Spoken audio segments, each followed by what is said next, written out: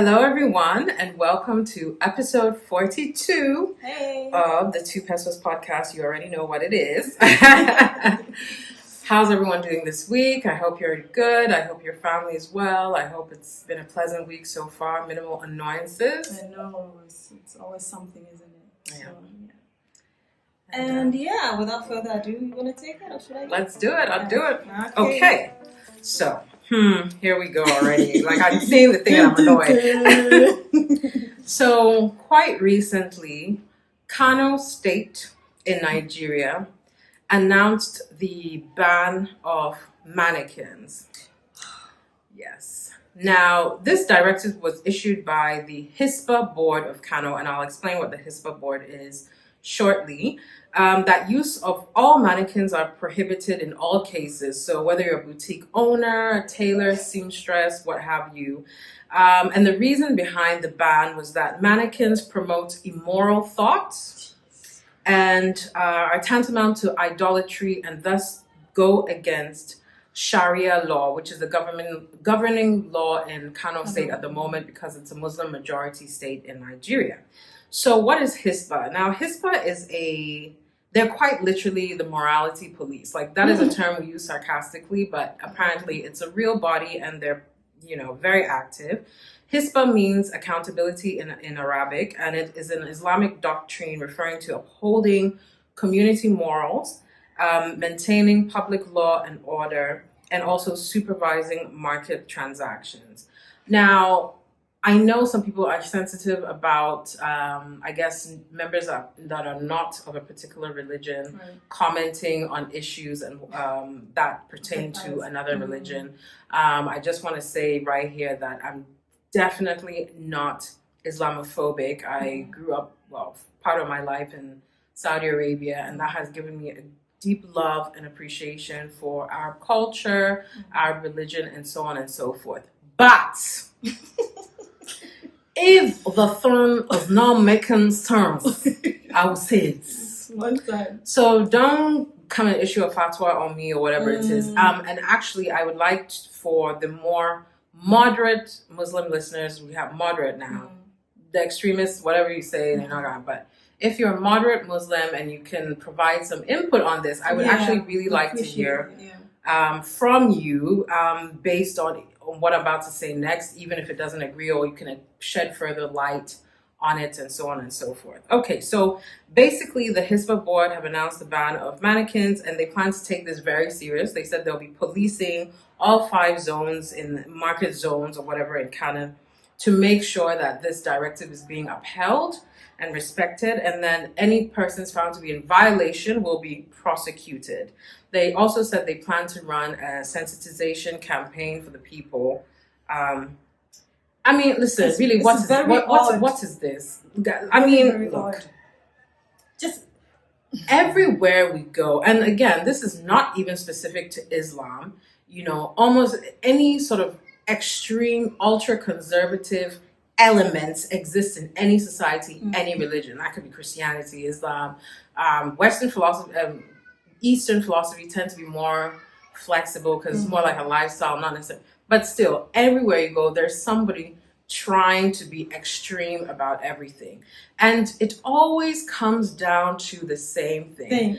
Men not knowing how to act, and instead of focusing on that, they choose to take it out on women, girls, and apparently now plastic.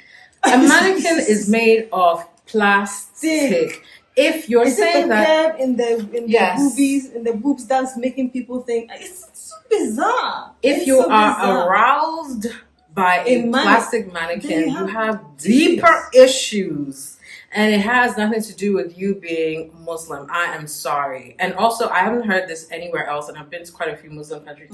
So, seriously, what gives? First is like, cover your hair, because your hair is turning us on. Cover your body is turning us on. Wrap your breasts or whatever, tighten your breasts, everything. Now it's not now mannequins, inanimate objects are a source of what? Sexual. How is this possible? How does that make sense? I'm sorry. Like, are you openly admitting that you have some weird? Now Twitter will say don't kink shame, so no kink shaming here. But if you're attracted to sex doll or whatever it's, why are you stressing And I some think Taylor it's out? not even, there are no eyes there, there's no proper features. No, some of them are headless, or it's Yeah. to display merchandise. It is going to just bother everybody. How are people supposed to display their wares now? It's just really busy. It's I find it weird. It's so bizarre. Now, in regards to idolatry, I know from what I remember of Islam that you cannot produce likenesses of. That's why there's no imagery in Islam. Like they wouldn't have the form of Prophet Muhammad or whatever because it's blasphemous and it's supposed to be like you trying to create. Well, that is idolatry, I guess. But does that really apply to a clothing mannequin? Like, can we talk about it? Like, I need to understand this more because as it exists, I'm why not is it getting sudden? Why is it like all of a sudden they've now realized that mannequins are, where does this come from? Yes. What's the precedence for this? Because even in Saudi Arabia, there are mannequins. I don't understand, like, and that's the Holy Land. Like, it seems a bit extreme. And again, when are we going to address the source of the issue?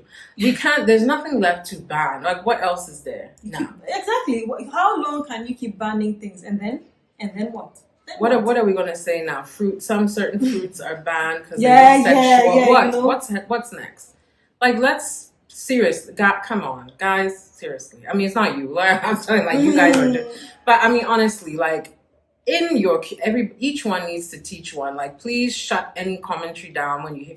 Just be like, what's really like? What's the issue? Yeah. What is the problem truly? What is the problem truly? I mean, in Christianity, I know it's in the Bible that if your eye offends you or whatever, pluck it out. If the problem is you, why must everybody else be punished for it? Why? Anyway, that's my in the news this week. It was just doing too much for me. It was just doing too much. Anyway, okay. Over to me, and it doesn't get any better. We're still in Africa, and this time we're in Tanzania. You know how we used to rant about the president Magufuli. He's now dead. They've got a new president, and she's going to put her foot in her mouth. Oh dear. So in a recent news item, she made some very denigrating and absolutely ridiculous comments about women footballers. Now she was at a ceremony celebrating a men's team which had won, and somehow found it necessary to comment about the flat chests of women footballers. She also went on to talk about their faces and their desirability, or rather the lack of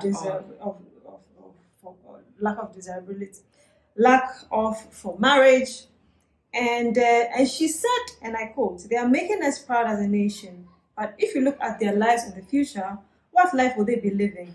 The life of marriage is like a dream to them, because even if one of you here takes the one of them as your wife," you're talking to the men, "your mother will ask you if they are a woman or a fellow man." No. How does a president of a nation, a woman at that, say something like that in the midst of men? I really am not sure what possessed her to make such a comment, but it's very, very disparaging. I don't find it. It's not okay. How are you still at this point? You're shaming the bodies of women. The thing that we